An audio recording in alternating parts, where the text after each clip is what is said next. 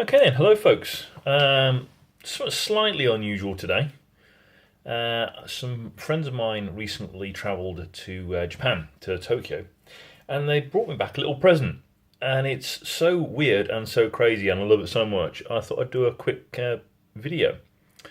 So we've seen Bandai Star Wars before, but this is one of their X-wings. But you'll notice there's no scale on it because this thing is absolutely tiny. It's probably one of the smallest model kits I think I've ever seen. The whole box is 15 centimeters. It's about 6 inches. I'm going to leave that here, and you'll see why in a moment because I have opened this to take a quick look. But it's just absolutely fantastic. So this is a kit model 002. No, really. Down the side here is the painting instructions. Yep, they're on the outside, just painting and sticker location.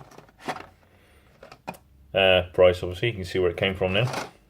I have no idea what that actually means, but apparently it's like about £2. The usual safety blurb on the side there. And actually we do have some sort of serial there as well. Nothing on the back, but as you'll see, the box will become very, very important. We'll just put the kit parts to one side for now, because on the inside here is more colour instructions, more safety instructions for the home market, and the instructions. Yes, that's right, the whole instructions. They're here inside the box. Now, I should say, by the way, if the lighting is slightly unusual on this, it's because I've had to film this inside my spray booth rather than off the normal desk. Reason for this is it's so tiny, I couldn't actually get the camera to zoom close enough. So, again, whole instructions here. So, as normal, I'll run you through them, but engines going together onto one of the wings. They're canted, so one's a higher, one's a lower. And again, are just underneath wing B. Here we have parts of the engine going on, the fronts, and some bits underneath there. Then we've got the same for the other wing, and they fit in sort of cross purposes to each other. So like the upper one and the lower one of one side, and the upper one and lower one on the other side. We'll click in there. So I assume that's to help them move. We have the lower fuselage and upper fuselage and the canopy going on. Doesn't look like there's any sort of interior at all. I'm not really surprised at this scale. Lasers going on, and a bit at the back there with all the detail on. And then a little stand. So no undercarriage at all, it's in flight or nothing. Again, up to you if you want to go a little crazy later. And yeah, here we go, that's it. That's it. So we have just the stickers, not the usual stickers, and our decals on this one. A bit of a shame actually, because again it's so tiny that it'd be nice actually for them to be thinner, like the decals are, but still, they look pretty cool. And let's be honest, this is, I think, very much a kid's starter, I think. It's a pretty basic little stand. Again, if you want to detail it up, you can. Absolutely no flash, burring, nothing. Yeah, it looks like spidering, but it really isn't. It's so deep in the plastic that one coat of paint and it'll be done. Okay, let's look at the sprues. So first of all, we have the upper fuselage, two of the cannons, and the canopy. And seriously, I don't even know if the camera will actually pick this up, but that is ridiculous. The level of detail. You can see the size of my finger. Okay. There is little tiny bits of detail inside. I need to get something to point at. There is actually detail inside this bit here. There we go, look. See that? And inside this bit here. Not this, but here. There's detail. Got a little R2. Again, he's got all the little sort of quadrants and stuff if you feel like crazy enough to paint them all in. Cockpit. It's not see-through or anything like that. Again, being a little tiny thing.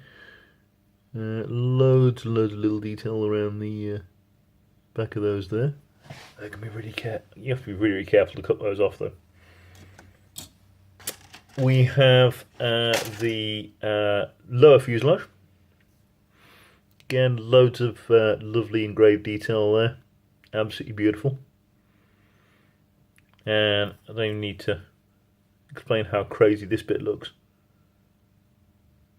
I mean, again, to give you an idea, like, this is my thumb, okay? This is absolutely tiny. This is, where is it? Yeah. It's less than a centimetre across. And it's absolutely tiny. Oh, actually, yeah. So, fuselage sides, sorry. Be easier on that one. Your whole kit is going to be, I would say, with the piece on the back, maybe 8 centimetres, if that. So they look pretty cool.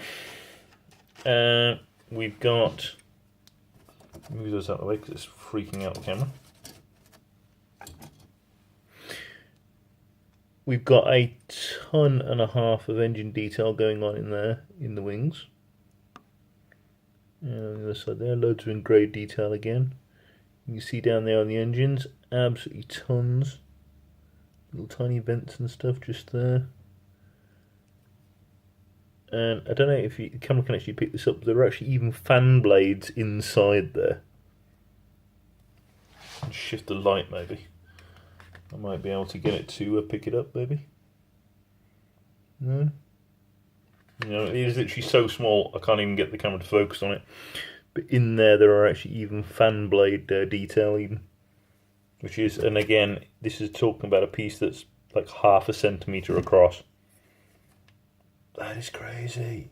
Oh, there's more detail there as well. It's on the inside of the wing, sunken in, and more engine detail. And then finally the other side. So I believe this is the same as that one. One eye. No, not quite. Slightly different. But again, we got the engine fan detail. Those blanking plates that lock everything into place. Engines, and I guess it's the underneath rail. Yeah, slightly different. That one doesn't have it. That one does. Just locks it all in place. And again on the opposite side there, again loads of detail locked in there. And then the inside of the lower box actually has some info there on the big 172nd X-Wing. And of course, Millennium Falcon. A little bit of news, by the way, for all you Star Wars fans. There will be a new Millennium Falcon coming for the Solo. So the Lando Calrissian spec one. That'll be coming shortly.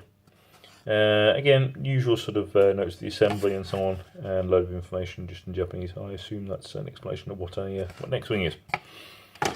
But seriously, this is absolutely ridiculous. I mean, a tiny little joke present for some friends that cost them about £2, and I'm really excited. It's absolutely crazy.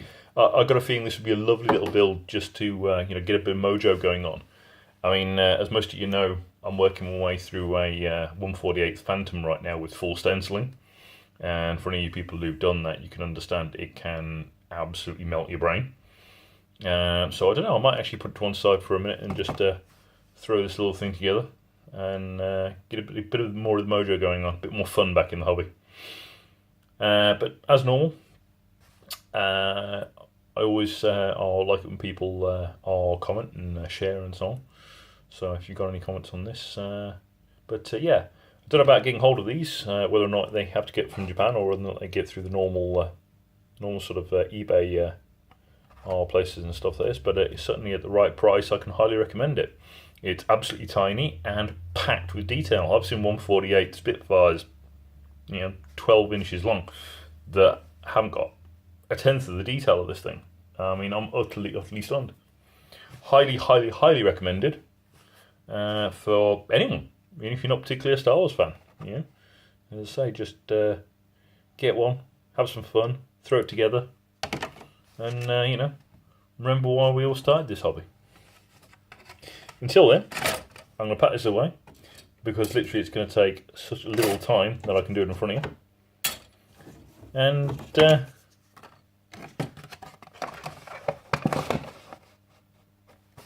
I'll see you next time. Take care.